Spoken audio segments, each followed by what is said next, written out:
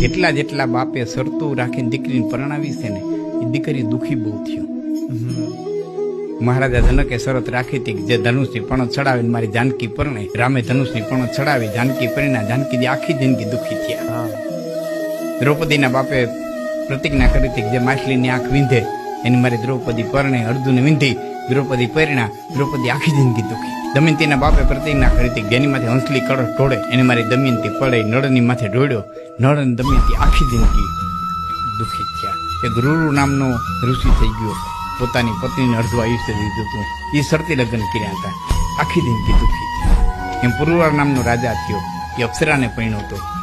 એણે શરત રાખી હતી કે હું વીજળીના ચમકારામાં તને દિગંબર અવસ્થામાં ન જોવી જોઈએ, અને શરત રાખી હતી. એ રાજા અતિશય દુઃખી થયો.